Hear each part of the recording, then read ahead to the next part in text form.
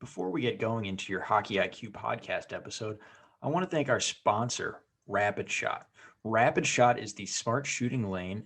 It's like a batting cage for hockey players. Very cool. Tracks your shot in three ways: accuracy, shot speed, and reaction time. Easy to use. Actually, I used it when I played and was growing up.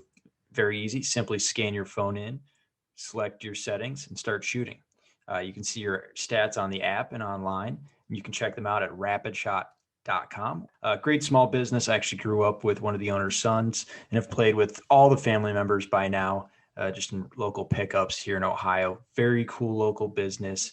Awesome product. I love it. I know quite a few NHLers have them in their homes. A lot of D1 programs have it at their rinks. So you have to check this out. Rapidshot.com. Check it out. Rapid Shot, thank you so much for sponsoring our podcast.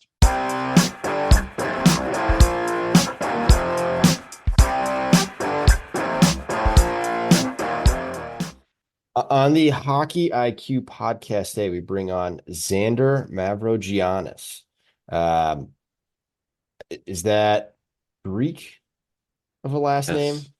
Yes. Yes, it is. It is Greek Okay. last name. How bad did I butcher that? It's good. I recently went through a realization that um the American way is Mavrogiannis. Everybody has that kind of American last name. And then I've been pronouncing it like that forever. And I'm realizing like, well, the Greeks, when you talk to a Greek person, they pronounce it as a Y, Mavro Mavrogiannis. So I've been trying to do a little bit of both, depending on my audience. But just a little personal factoid about my last name. The Greeks. Well, Yeah. I do have a question though for you here. Growing up in hmm Massachusetts, how did you find your R's?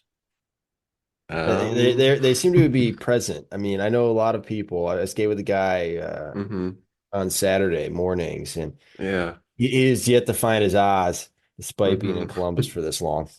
Well, I think it's because I grew up probably like 35 minutes outside of Boston. I think if you're 35 minutes inside of Boston, then you have no idea where your R's are. So, um, luckily I was born on the outside of that, but yeah. All right, so we got our R's, hmm and we're playing hockey. So, just to kind of give a quick, like, 20-second background for folks, you run this cool account called Conscious Hockey. You're hmm talking about Hockey IQ. So, of course, you had to come on the Hockey IQ podcast. hmm I'm curious if you could just like share your story around developing yourself, because clearly you started maybe just shooting pucks and working out. That's how you kind of developed yourself as a hockey player. And found that hmm that just wasn't enough. Yeah, exactly. Well, the short story is basically I played juniors, tier three in Massachusetts, and I was trying to get answers for my hockey IQ oriented questions, asking coaches and skills coaches, and they'd give me vague answers. So the answers weren't good enough. So I decided to just kind of study hockey on my own. Um, I would watch hockey in slow-mo all the time. I would watch, Belfry videos on YouTube, the weird ones that, he's just kind of talking to the camera. Those are really good. Um, and I just developed principles as best I could. And then while I was playing college, I was able to kind of test out what I was maybe teaching in a way or, theorizing on. And that's basically how I started conscious hockey is through that process, and teaching kind of helps you to learn it. So that's why I continued doing it while I was playing, and now I'm training players for my program basically. Okay, so you started watching hockey in slow-mo. How did you go hmm about doing that? Did you record NHL games and then play it back at half speed? Um, Actually, that's a great point. I don't think I did slow-mo. I did like ESPN Plus, which when I started, it was just on the NHL Network, which was much better for all the tech nerds out there. But you could jump around and it was a lot smoother. And I would just like have my finger on the replay button and I guess I would just watch it like the same clip or the same little move or the same whatever over and over again. I did screen record a lot. I just screen recorded anything that was interesting, and then I would just give it like a little title on the little file, and I would say like a cool one-on-one move or whatever. And then as I started to develop these principles, I basically noticed different trends, um, and I would kind of label the file different ways more specifically. And then I kind of had like categories of files that I could go and compare and be like, oh, this is kind of a trend, and this is you know, a pattern that's happening over and over again. So that's basically what I was doing with that, the files and stuff. Yeah. Pretty cool. So from that, you mentioned that you developed some principles. What Yeah. what are some of those principles? Um, principles. Well, if you know the guy, Prodigy Hockey, the Uh, channel, yeah, Prodigy Hockey, Mr. Keen over there. and Mr. Keen. AKA Um, actually pronounced Kane, but it looks like Keen. oh, okay, Mr. Kane. Well, he kind of through the DMs, I've never talked to him, but um, he got me onto constraints-led approach training. Um, I guess my interpretation of that is kind of a self-made, non-trained, but um, you got to look at like cues and things that trigger reactions. And one of my kind of main principles is like, yes, you can look for those cues. You obviously should study them and all their forms and stuff, but I guess the extra layer that maybe I see slightly missing, it might be there in the literature. I haven't, read every angle of it, but is just like it's not like read and react, it's read, influence, and react. So instead of just looking at a situation and responding to it in the best way possible, it's actually reading the situation, saying, I have control to change it and manipulate it in different ways, and then you react to it. So that's how you see like great players like McDavid and Patrick Kane and all these great guys like it looks like they're a step ahead. It's because they are. They're literally causing the response that they want from their opponents, and then they react to it because they basically know it's coming. You literally read what I was typing. It had to be because I was legitimately doing not I put in not just reading and react, and Hmm. I was doing the dot dot dot, and I was Yeah. putting exactly in different words, but putting in read, Hmm. influence, and react. It's not just Good. about like reading the cues, but also having Hmm. the ability to force things and create problems. And the way Hmm. I like to call it is like you are asking questions of your opponents, Yeah. things that they have to answer. And then Hmm. you understand, okay, there's two likely things that they're going to do, or they have only these kind of options. And Yeah. depending on what they do, I'm going to react this way. And having the answers or answers of what you want to execute kind of already Hmm. pre-planned out, and it's a quick boom react Yeah. rather than it's less thinking and more of like, okay, I'm setting and dictating the situation, and then all I have to do is react based on what we're doing, so we Yeah. could really play quickly. So that was Yeah, what crazy. You word, did the same what thing. word were you using there? What word were you planning on using?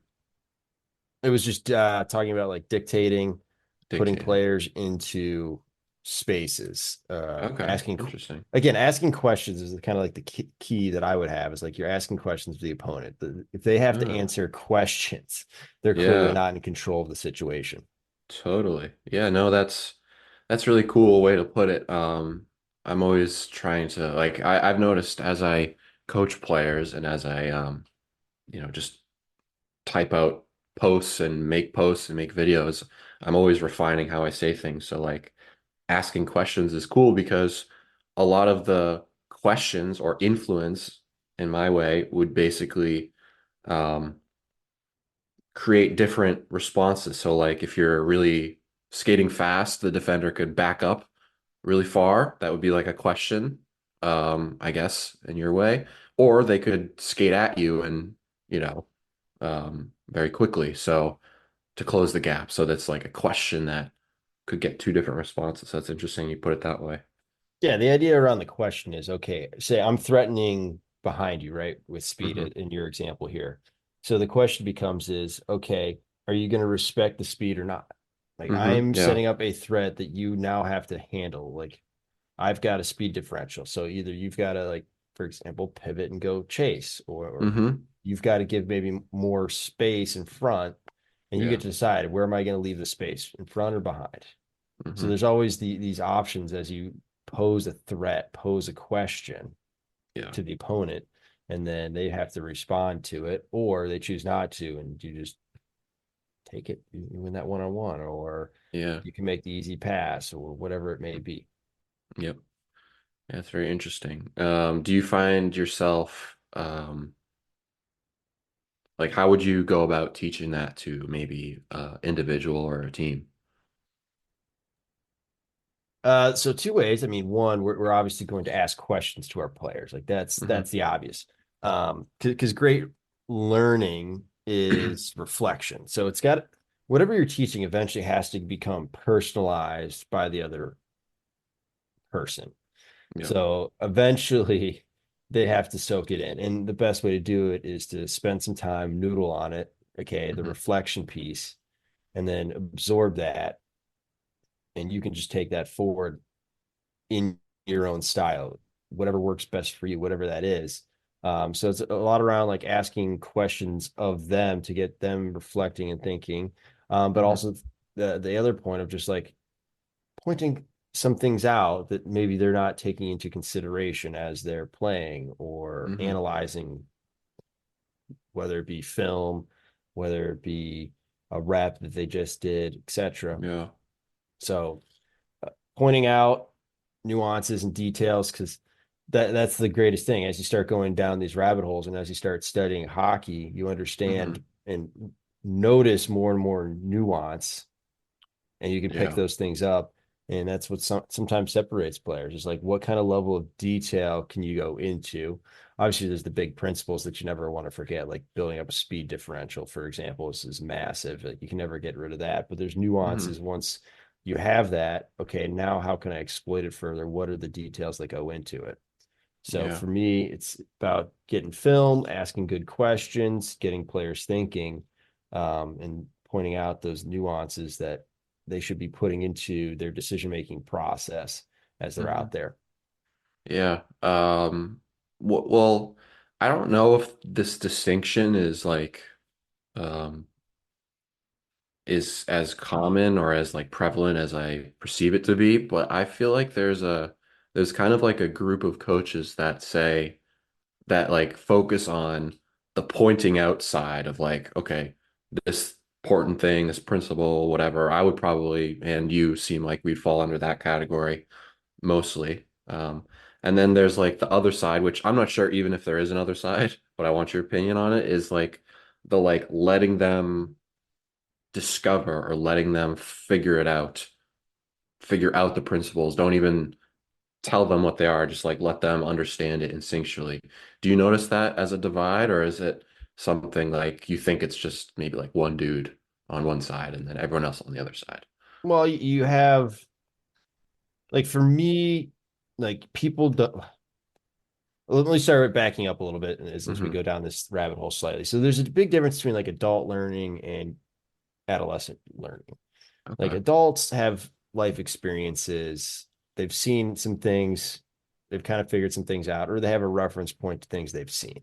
Hmm. So you could pull on that. When it comes to people who are literally becoming people, Yeah. these adolescents that are continually growing up, they may not have had access to even see the pattern before, or they don't know where to look.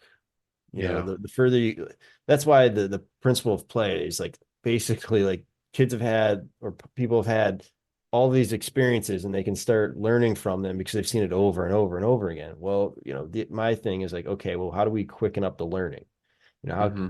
How can good coaches influence better to their players and help them pick things up or pick up the Yeah. most important things and just being able to prioritize what is actually important that I look for, which is not, Mm. and getting to that point. So when it comes to kind of the idea of just like put them on a pond and let them figure it out, versus having a coach there asking questions and pointing some things out like, did you notice this? Yeah. Well, what if you tried this? Like, here's something Hmm. I tried. Maybe you would find some fun messing around with it. Yeah. I think there's more value in that. So like when you look at those environments where it's let's just play, usually eventually it comes into like if there's a separating factor, there's a player or two that ended up going far, there's a cohort that was able to play the game at a higher level.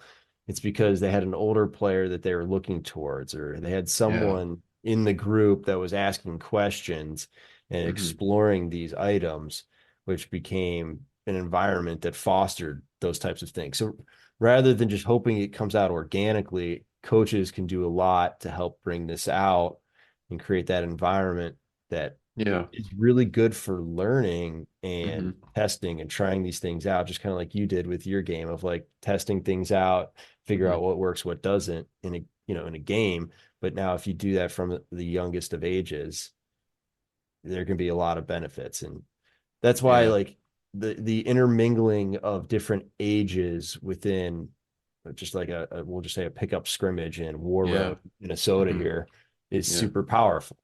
Hmm. Like you don't just want to have the same age group all have the same experiences, like this intermingling. There's a lot of benefits. Yeah. I remember back to my playing days, the best summer I had was when I was in middle school and I drove like 45 minutes to an hour to practice with the varsity team that I was going to play for eventually. And I just like trained with all these kids who were 3 to 4 years older than me.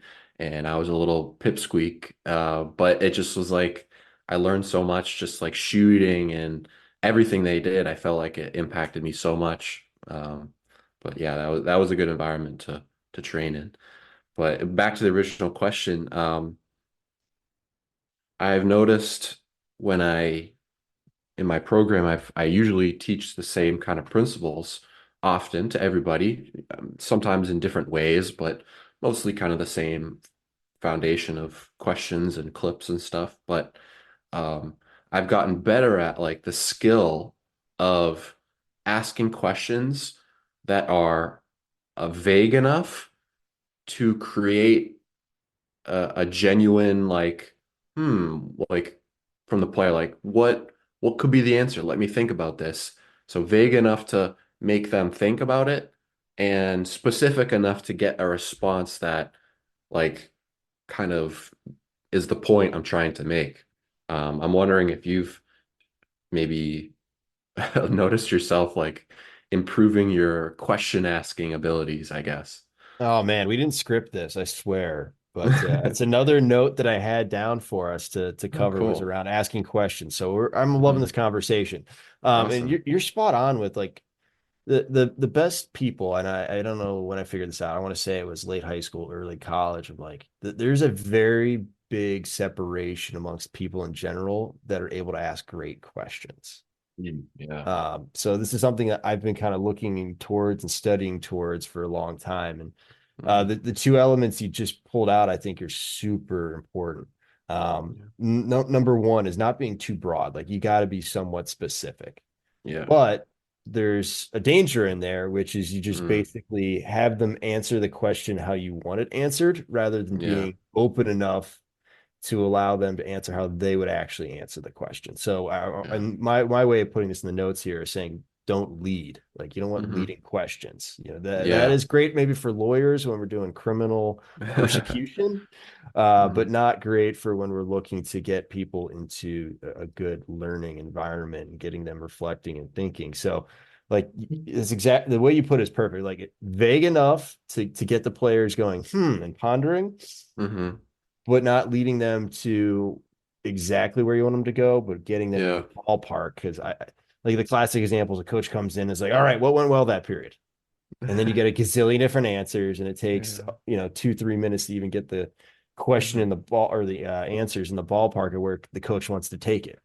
Yeah. So like that's like in a team environment, like what went Hmm. well in our breakout. Like that's a much better. Like it's Yeah. specific where we're going to get some good answers, but we're also not completely leading them to okay, we made Yeah. sure that we had good strong side winger support, and that's what was great. We want to Uh-huh. continue that.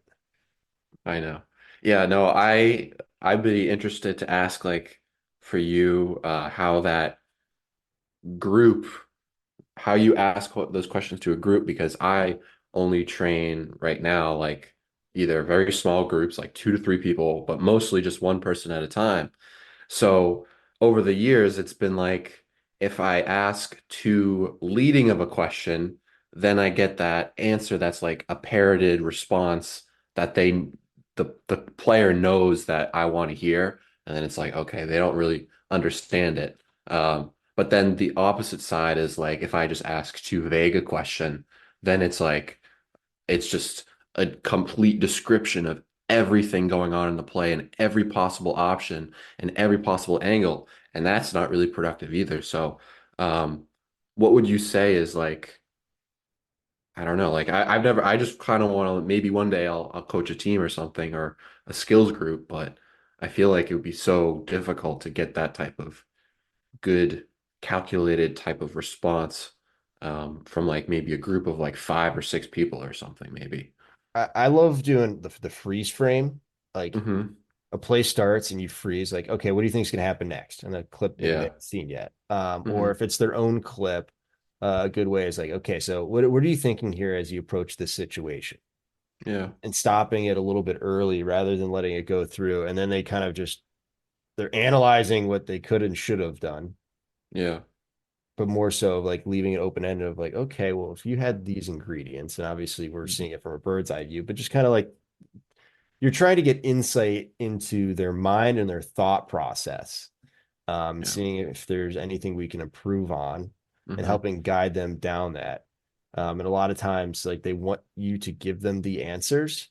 Yeah. You're like, no, I'm not going to give it to you. Like, you're Hmm. gonna have to figure this out yourself. And maybe I'll Yeah. give some pointers and some ways to influence of Hmm. like, okay, maybe we should be thinking about this, or like they explain their thought process. And I did this because of blank, blank, and blank. So what do you think about this over here?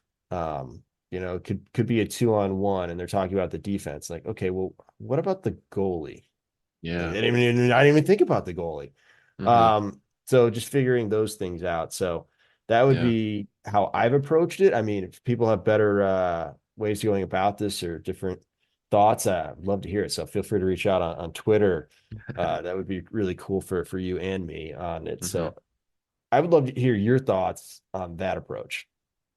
Yeah, I think it's a great approach. I mean, again, it really kind of depends on how it's executed and you can have like a principle or a concept, even as a coach, a question asking principle, and it depends on how you execute it. So, but I think like one cool thing I've learned, at least from players, is like if you find that sweet spot of vague question, but also like kind of guided in a way, and you get right in the sweet spot, they will like answer the question like well, like if you can kind of give them enough leeway but set them in a direction, they'll pick up on like expert level things if you go through enough clips of them. So that kind of inspires me to be like, well, like yeah, all this information is uh, important and elusive. Like you and I probably teach all this information and stuff, but um, most players could figure it out themselves if they just had the right, like maybe question framework or maybe mindset or curiosity. I guess maybe that's where we as coaches excel. We like to go down those frameworks and um, like maybe other people just kind of want a quicker answer, but they excel at different things. I don't know. I think it's kind of cool just to see like a player who is coming to me for questions, for answers, and then I just ask them a question and they kind of answer their problem and then they're a slightly better hockey player as a result. So it's kind of just cool in my opinion. Yeah. I want to go back to two principles there, but I'm going to finish this a little bit. Is like, Hmm. when players ask a question, the coach doesn't Yeah. need to be the one answering the question. Like we can Yeah. crowdsource this in small groups or large groups, which Hmm. is extremely paramount when we're doing adult education because it's like if you get a large group of adults, they've had a lot of life experience. Yeah. If you've had a problem, someone's probably had that before you and answered it. Hmm. So when it gets asked to whoever's in the front of the room, being like, oh, has anyone else had this problem and found some solutions? So Yeah. then allowing your peers to answer it, not just the age on the stage Hmm. type, that's good. Um, and I love how you're talking about like the curiosity bug. Yeah. Because usually like people finally get the curiosity bug when they start having to coach. They're like, oh shit, I don't actually know anything. So then they Yeah. start going down all these rabbit holes and they Uh-huh. actually play their best hockey this like about 3 years after they stop playing Yeah. because they've done that self-study kind of like you were Hmm. doing when you were playing, Hmm. Yeah. and they're putting these things together and they're trying them out in adult league and Hmm. they're oh that works. And just for me the note I put down here was around just helping people develop that curiosity and like getting Yeah. them thinking, and whether it be giving out homework, we'll say the Hockey IQ newsletter, like, oh, this is really interesting, thought you'd love it, and just like Hmm. drop it off with the player and let Yeah. them go read it, and then ask them a question about it, and just trying to get them in that curiosity mindset, which some players develop naturally and others don't. Yeah. Um, but getting it super important. Yeah, I just love how like the best hockey you'll play is 3 years when you're done playing. You're still in physical shape, and now you've got the mental tools. I It's know. hilarious. Yeah, it is Um, hilarious. I'd love to maybe get an example of Hmm. a question that was really Hmm. great that you loved. So I'll let you noodle on that as I make the next point here, Okay. which is another actual like it's not really a question, it's more of a command or demand, but is super powerful as you're talking about asking questions, getting them playing. Is a lot of times you'll get something that's maybe just a little bit short of where they need to go or what you're looking for, and just being Hmm. like, oh, interesting, tell me more. And just Yeah. having them continue to expand on that. And as they continue to explore their answer in their mind and where it's taking them, can be super powerful. So I would say that that's really good for everyone listening to don't just stop whenever they give you a bad answer to a question, answering and asking a new question or kind of just stopping there. No, going a little bit deeper and tell me Yeah. more, or that's interesting. Why do you think that way? Hmm. Or where are you going with this? Those Yeah. type of things where we're expanding a little bit deeper are super impactful. So all right, that's my 2 cents. You can add on to that 2 cents, but I'd love to hear an example of a question that you found impactful. Um, well, I do like the what you just said. Basically, good follow-ups is very important. Follow-up questions, don't just ask a question because you want to ask a question and you check a box. Like you want them to, the point of the question is to get some realization or some, understanding from the player. So if you don't get that, then you either need to have more questions or show something to then ask more questions about. I don't know if there's like I'll be very constraints-led approach to training mindset, but there's kind of a context. The context matters so much when you ask questions. So I can't really give you like a specific question I would ask, but a lot of the times the way I maybe preface a question is I try to show clips that are about the same thing, but they are different versions of the same thing. So you talk about speed differential, right? Well, if I was explaining speed differential to a player and I wanted them to notice it and become more aware of it, I would maybe show two, maybe a speed differential where the puck carrier is going slow against a fast defender. And then the other one where the puck carrier is going fast against a slow defender, the opposite. And maybe that preface, I would say, well, what's kind of going on in these two clips, or what's the speed like, or describe the speed, um, something along those lines. I feel like is a good way to ask a question. maybe a slightly different way is like, I think you mentioned this earlier today, but you don't show the outcome of the play. So you pause the clip before you see the full outcome. That's a really good way because it's a prediction question. Like, what do you think is going to happen in a second or two from now? So I guess if I were to answer your question specifically, I would say prediction questions. What do you think is going to happen? What would you do in this circumstance? And then why would you do that? Don't just say, oh, I'd shoot it and get the puck deep. Well, why? Why wouldn't you try to split the D? Why wouldn't you regroup? Um, why wouldn't and also why would questions. All right, I like that. Making sure we understand the why, because ultimately we're trying to understand the thought processes of the player and get into their mind and help influence that in a positive direction. So Hmm. making sure, okay, not just what would we do, but why would we do it? Getting that intentionality Yeah. is the super important part. So I love that. Continuing kind of like down this track of how do we influence each other? Hmm. One of the things that I had messaged you about, and I think you kind of took a little bit from Prodigy Hockey as well with Brian Kane, around like you were throwing up a lot of clips, and it was a lot about, okay, here's what I did. And for me, it was like, okay, that's great. And I like it. And there are some times where that's wonderful, but I would love for you, and I was kind of like challenging you slightly Hmm. about understanding and talking about the cues in the environment, like understanding more of, okay, why did they do what they did? Hmm. Oh, this player is running out at them straight. So all they had to do is throw a weight shift there and go the other direction, and that guy's Hmm. skates are wrong. Yeah. Um, I mean, there's a million examples, but Hmm. I'm curious from that. It was probably a throwaway, and you're like, yeah, okay, whatever. But I Hmm. definitely have seen a changing in your clips over the last few months, where it Hmm. seems like you're focusing more on that.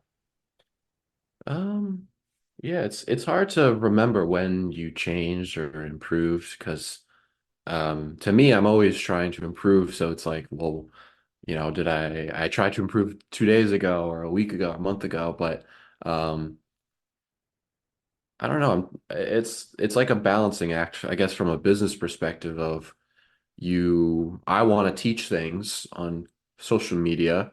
Um, and I'm also trying to have clients that um, want me to work with them one-on-one. So it's kind of a balance of like, I want to tell them everything. And if somebody really watched every video I made and read all the captions, they probably could get every single idea I've ever had. I have nothing really hiding, but I don't know. It's just kind of like I try to get conversations going rather than just say like strict analysis of like, this is what happened.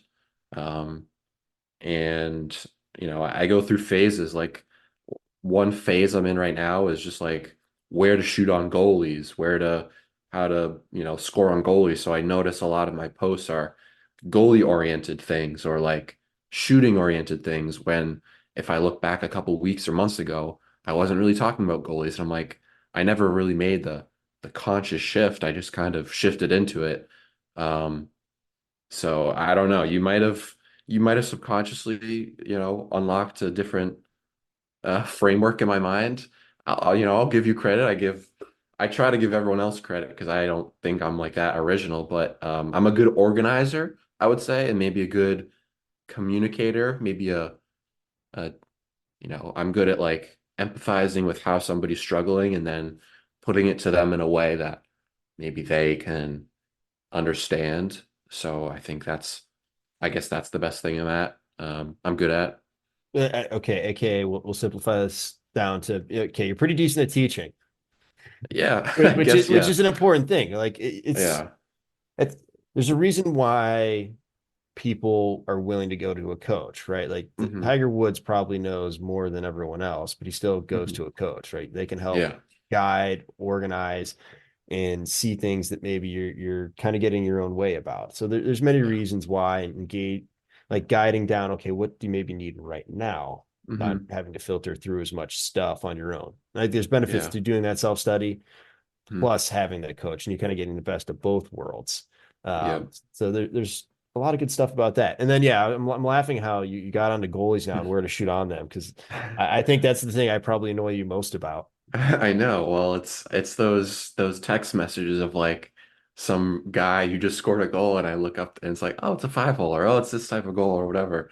Um, but yeah, that again, it's like a little comment here or there just changes what you're interested in. And then it's like, I don't know, did Greg get me onto this 5 hole like rabbit hole or is it just like original or whatever? I don't know.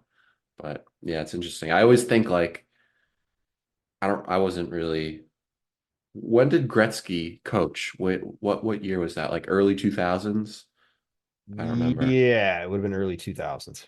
Yeah, so I was pretty young, but I guess apparently he wasn't the best coach. I mean, he didn't coach for a long time, but he's obviously probably one of the best players, if not the best, overall. So it's like it's a different skill set, you know? And I find myself very recently being a player, and I kind of remember that to be like a kind of like a soldier in an army, whereas now I'm more of like a general, of players, of soldiers. So it's definitely a different mindset, which I tend to enjoy a little bit more. What about you? Do you find yourself like wishing you were a player again, or um, do you prefer to be like a coach? I enjoy being a coach because I feel like I can influence more people positively. But everyone loves to be a great player. And I, Yeah, I for think you sure. can never take that away. Like everyone wants to be a little bit better of a player than they currently are. Yeah. And loves the playing aspect of it. For me, it's turned into now just more exercise and trying cool things like, yeah, what can I pull off today? That kind of stuff. Yeah. But no, I mean, I love coaching because you have that ability to influence so many, and that's kind of it's not the main reason behind the newsletter and podcast, but I definitely Hmm. was like, okay, there's so much garbage out here, and I think I can do it better. So Yeah. Oh, yeah. maybe that's an ego piece. I don't know. We'll find out. No, Um, no, yeah, I actually wanted to, that's something I forgot to mention earlier is like, um, as I go through social media, and I'm sure you find this too, it's like my brain just kind of tends to settle on things that I perceive to be missing. Um, like when I started conscious hockey, it was like technique based, like, okay, like I train people in person, like shooting and stick handling. And I was like, okay, I'm gonna practice this because I do it all the time and I know about it. And I'm like, as time goes on, I'm like, I see all these good shooting and stick handling things, coaches and programs and whatever, some good, some okay, some bad. And then I'm like, well, I see so much of it, so well, I don't see anybody teaching how to, make a decision or how to, read a situation. So that's kind of what impacts me a lot is like what I feel like is missing in the hockey kind of landscape, I guess. we'll call it the frontier. It's where we're heading Frontier. next. Yeah, we're Yeah. frontiersmen. We're like Hmm. what was it? I see I'm my social studies teacher is gonna kill me here Journeyman. now. Yeah, Yeah. it's something in Clark. Lewis and Clark. Lewis and Clark. Yeah, it's a simple Yeah. name. Of course, I should know this Yeah. off the top of my head. As a man of Hmm. history, haven't Yes. studied that kind of stuff, expansionism, in a long time. I'm really on colonial Hmm. America, Canada, Spain, all that kind of stuff back in the Hmm. 16 and 1700s. But Yeah. yeah, that's what. Manifest Destiny, right? Yeah, I haven't done that in a while. And we're talking transcontinental railway. Anyways, I love Oh, history. So if anyone wants to, uh-huh. no one ever riffs on history. It's all Yeah. hockey and my stuff. But I'll do Uh-huh. history all day, every day. Yeah, for sure. One of my favorites, uh, just kind of like concepts from history, is like early success leading to later failure. Like Hmm. nothing grinds a coach's gear as much as that as well. So like that applies to many things in history. Like, Yeah. um, oh, this really worked well in one battle, and suddenly it works for all of the battles, and then you get Yeah. swept. Hmm. Versus like I've got a teammate in college, like toe drag was the ultimate solution. If there was a problem, a toe drag could solve it. I think Obviously, there's everybody many knows a problems. player like that. Yeah. Yeah, yeah, and two ACL surgeries later, now we Uh-huh. know differently, but Hmm. it it's just kind of that idea of pulling from other areas and bringing it back into one specific. Because as you mentioned earlier, like nothing's like truly original. It's either like re Yeah. redished. You've got to like connect dots and like how can we make this work, whether it be like better Hmm. language or just concepts where you can relate it to something else in life. Yeah. You know, all these types of little details that are fantastic. So I'm Hmm. I'm super passionate on that. Yeah, if I'm ever annoying you with all the text and whatnot, please let me know to stop. But I was the stuff, so everyone's aware of what you and I are talking about, was around the 5 hole finishes, like shooting Hmm. off the push leg and just being able to Yeah. literally score on the ice. And that was Hmm. something that I picked up on, like Matthews did once. I'm like, time out, you were able to shoot on the ice from like the dot, the face-off dot, Yeah. and score Hmm. on an NHL goalie. That's abnormal. Yeah, That is for sure. not usual. So then I started like picking up like Liam Ogren, who just is Hmm. a rookie, just literally came over, plays Hmm. for the Wild. And he was a player I saw that used to do that in Sweden in the pro leagues. I'm like, Yeah. that's abnormal. Like, how can you possibly do that? Like every goalie butterflies, takes the bottom part of the net. So Yeah. that was from distance. So if you're able to score from distance on the ice, I'm like, okay, that's pretty cool. But then also like Hmm. breakaways on the ice off that push leg, if the goalie's having to go lateral, like super Hmm. hard, basically impossible. And I saw it the other night in the playoffs. Almost talked. I think it was Corey Schneider or one of those goalies. Hmm. He called it the triangle. Like it's just pretty Yeah. much impossible. Like you have to push, and that's the last part of the pad, like that's Yeah. falling, and the last piece that's open through that Hmm. push movement, unless you're going all Yeah. the way around the goalie. Mm. Yeah, that is interesting. It's kind of like, I don't know. I guess like perfect under the bar, like on the post is like the maybe the most satisfying way to score, but I feel like snapping it 5 hole like right on the ice puts That's my yeah, bar down. Some people are like they love that ting and in. Like for me, no, it's the yeah. 5 hole finish where the goalie is Uh-huh. like looking up the sky, like you gotta be kidding. Yeah. Really, that's Hmm. where I get beat. Like the bar down, like Yeah. kind of like, okay, that's kind of cool. But Yeah. that's like the ultimate, like those sneaky nerdy ways that it's like, Hmm. oh my Yeah. God. Yeah. 5 hole, I would say if I could score on a breakaway, it would be open up the goalie and then get like a little backhand 5 hole or forehand 5 hole. Um, that would be probably top there for me. Yeah, when I was playing, there was a 2 month stretch where I was like, I'm just gonna figure out how to score as many ways 5 holes I can. So in practice, the only place I would ever shoot was 5 hole. Yeah. Oh, okay. Like it was just it was a constraints led approach before I knew about Yeah. constraints led approach of me Yeah. figuring out like how can I score 5 hole, even if it's from distance, from Hmm. breakaways, 2-on-1s, whatever it is. So then like you're faking a pass and then you're shooting 5 hole. Yeah. Like how do you get it on the ice, or like can you go saucer over the stick? Like all of these little Hmm. details, and like constraining myself to figuring it out.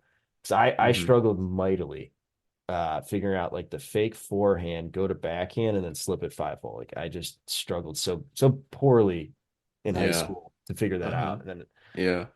like 2 years later, I finally figured it out. And I was like, this Uh-huh. took way too long. But that was one of the Yeah. ways I kind of was like, all right, I need to figure this out. Here's how we'll constrain myself to figure this out. And it's a Yeah. good thing to do, even as a coach. Like I'll have like mini challenges either for the team as a whole or the individual players. Like, I want you to go coast to coast twice today in our scrimmage, whatever it may be, and just Hmm. finding those ways to challenge the players through our Yeah. coaching. Yeah. I remember there was like a 6 month period. I don't know if I can describe it, but do you remember when Patrick Laine was on the Jets and he would have this breakaway move or the shootout move where he just like forehand, backhand, forehand, and he'd just slip it. Like he would be like on the goal line and he'd slip it 5 hole. Anyway, that sounds like the most generic move any ever, but I basically like figured it out how to do it.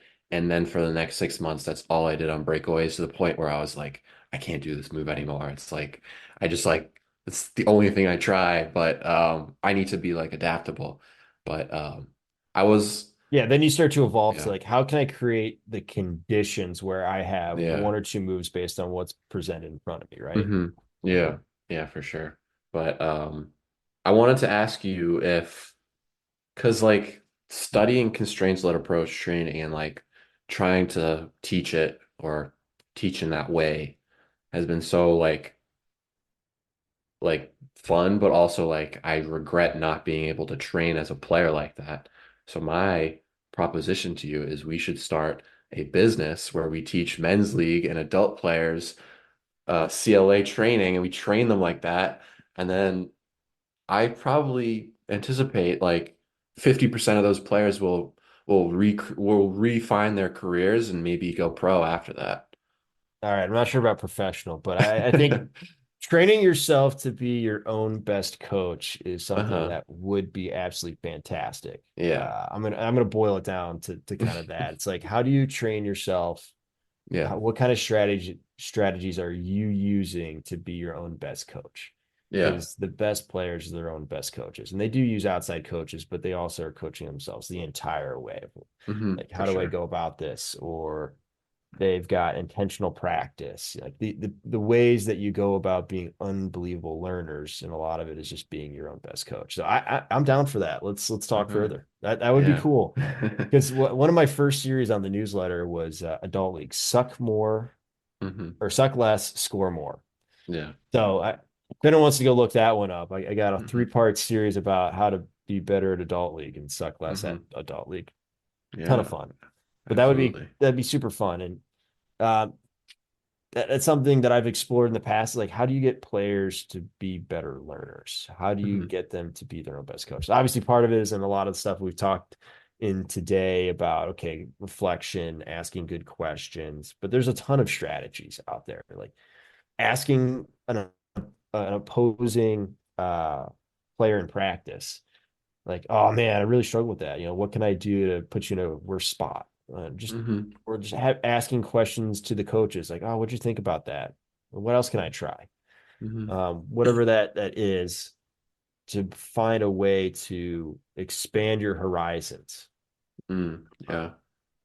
that's the key here. Is like, how do we expand it, but not like get it to so expansive you don't even know where to go or where to start. Just start with one thing, build there, be a good steward of your own career, your own hmm learning, catch Yeah. that curiosity bug a little bit.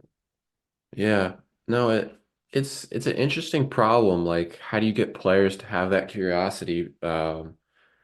I've I kind of running into this problem of like when I was reflecting on my playing days of like I feel like most coaches who of teams are in a like a evaluation mindset, like which player is performing the best, how do I put these players into the right spots in the lineup?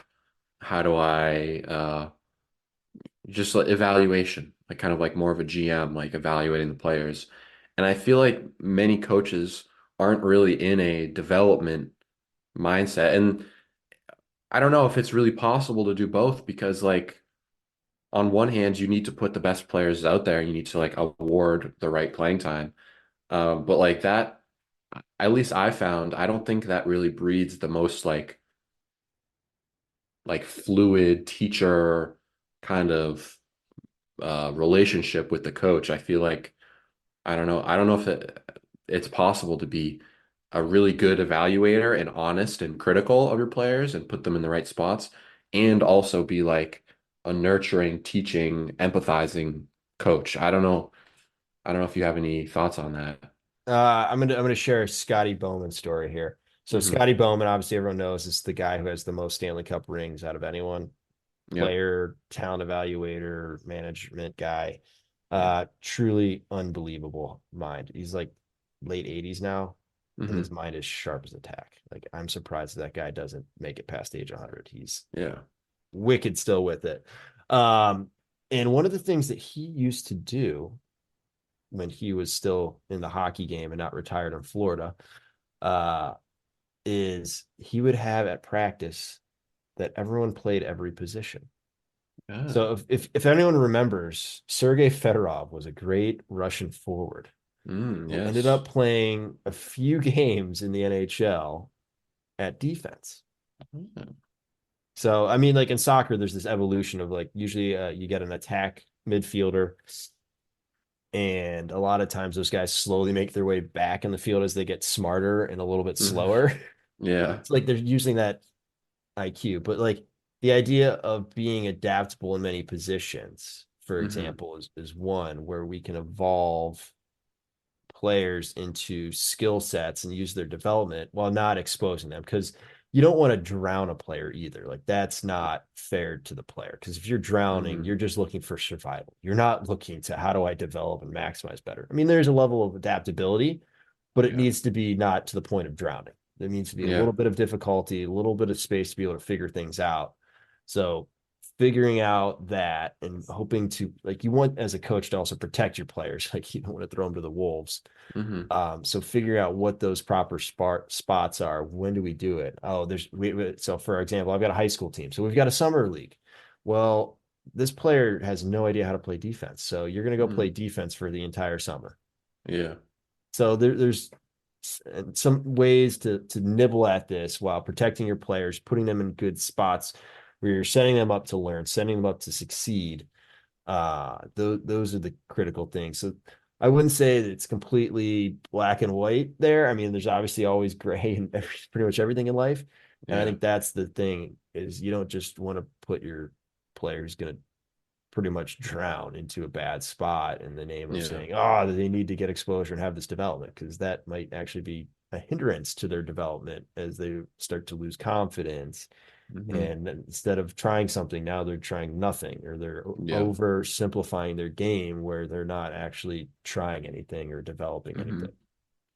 Yeah, no, I certainly see that. And I actually did, there was like a good half of a season in juniors where I was put back on defense, usually a forward, and I feel like it helped me so much in going back to forward. But um, yeah, I just remember like playing days, listening to my teammates, even looking at my own mindset over the years and how it changes as a player. And like so much time and energy from players, I think, goes into trying to figure out what coach wants from me, or upset that they didn't get the right amount of ice time, the opportunities, the playing time, whatever. And it's like, how do you get away from that? But also like the truth is some players are going to play more than others, and some players are gonna get scratched. Um, so I don't know. That's just a tough problem. I don't know how you get players out of that mindset. Well, players a lot of times have the mindset of, I can do it, let me show you. And coaches are like, okay, show me and I'll let you do it. Yeah. Like you got to prove yourself in practice that you can handle these things. Or like just show that, okay, I'm doing so good in my job, I probably can maybe try another job, or I can try something a little bit different. Yeah. And really just like blooming where your feet are planted, blooming your current role and responsibility, because role is relative. You may be in a role this year, but next year it's going to be different. Yeah. Or, for example, in juniors, you might get traded and your role might completely switch, where you're the go-to guy and now you've got to kill penalties and be a bottom. I mean, the NHL is a great example around the trade deadline, where now you were maybe a power play guy on this team and now you're not on this other team. Hmm. So how do you find that sweet spot? So I put a lot on adaptability when I do um, player evaluation, because you're going to have Hmm. to adapt to the situation. And if you're not able to adapt, you're going to struggle. Yeah. Yeah. Opportunity and adaptability is Role, important role for is players. relative, baby. Role is Yeah. relative. Yep. For sure. All right. Well, as we're finishing up here, is there anything else that you want to talk about? Otherwise, we've gone for a little bit here, so I think it could be about time to wrap it. But this was a fun Yeah. conversation. I'm glad we went down a lot of nice rabbit holes around question asking, teaching, becoming our own best coaches, Hmm. getting that curiosity, studying, and finding ways that we can just go away from our original read and react that we've always been told about, and understanding, okay, maybe we can read, influence, ask Mm. questions, and then react. Yeah. But there's so many great things out of this conversation. Man, this is a good one. Yeah. No, I enjoyed it. I think it's fun to talk to people who have the same curiosity and are open-minded and, you know, passionate about solving these things. It's fun to talk to. Yeah, open-minded. Okay. Yeah. People who read my articles where it's like stop the slide or shots suck, they think the opposite. Oh, I'm trying to get well, better. I did write this down and I said, you're open-minded, you have, constraints-led approach. There, in theory, there's a time and place to do everything. So there's a time and place to execute a slide properly. And I don't even like slides. I kind of agree on you, but you seem like you're super anti-slide on a 2-on-1. And it's like, well, if I have an example, I can set it to him of this defender sliding good. So what's the deal with that?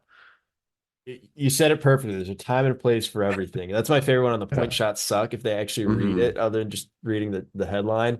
So you go Okay. in there and it's actually in there of like, oh, there are time and places for this. Like Okay. I'm a big proponent of, okay, we get a no, like number, I call it numbers at the net. You get numbers at the Hmm. net, probably the puck should go there. Like, Yeah. why do we need to keep playing for cute stuff and all that? Hmm. As a skills guy, you can sometimes get cornered into that, but it's like, no, we have a 2-on-1 or a 3-on-1 at the net. Like, Hmm. put the puck there. I don't care really how it gets there. Odds are we're probably going to come up with this. Yeah. So there are time and places for everything. The slide is very, very few and far between, in my opinion. The point shots, it was just more of like, hey, they're overused. Stop using them as much. Like, Yeah. let's look at the data behind, like, where do rebounds come from, which is usually the slot, blah, blah, blah. Hmm. So, like, we're coming into an environment now where everyone's kind of figured this out, so it's probably not as relevant of saying, okay, this sucks, don't use them Yeah. ever. Hmm. But hopefully it opens a conversation and gets people talking. Yeah, for sure. Last thing I'll say is basically like it was oh I don't know. I was always told you go to the net and you like park yourself there to get rebounds. But like the more I watch film, it's like the closer you are to the crease, it's like maybe it'll deflect in off you, maybe you'll tip it, but that's like not a good place for rebounds. I don't know. I think I need to do some more exploring and studying on it, but I don't know if right in front of the net from a point shot is the best place for a rebound. I don't know. What do you think? Uh, NHL, it's going to be a lot farther out because those guys rip pucks. Yeah. Maybe you go down the ways, it'll be a little bit closer. But Hmm. like high school hockey, I've got a good reference point because I've done that for over a decade now. Yeah. I two big strides away, 1-2. So Oh, basically, okay. like off the top or off the bottom of the circles is usually a pretty good spot where you've got enough time to react Hmm. to that. So I'll leave on that Yeah. without doing a CLA and asking a question back about everything we Yeah. talked about. Try to answer a Yes. question direct for once. Yes, for sure. I like that. Okay. Sounds good. Awesome. Xander, thanks so much for coming on. Really appreciate it. Looking forward to this getting published. Yeah. Thank you for having me on. I appreciate it.